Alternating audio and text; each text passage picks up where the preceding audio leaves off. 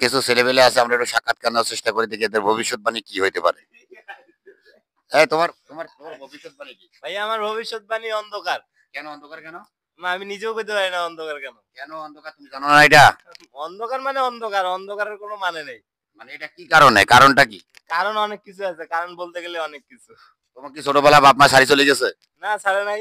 তাইলে situation decision খারাপ। Situation খারাপ। আসলে কথা ঠিক। আসলে কথা ঠিক।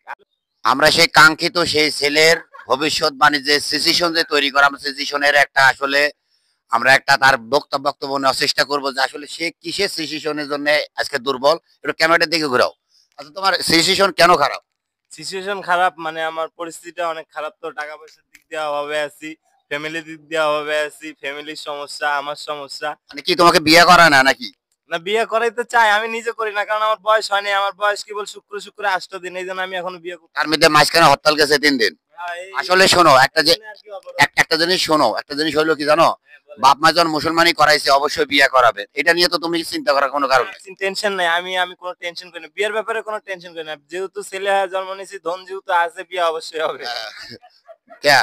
আচ্ছা ঠিক আছে, যাক যাক, তার একটা অনুভূতি আমরা বুঝতে পারছি, আসলে তার বিয়ারই সমস্যা।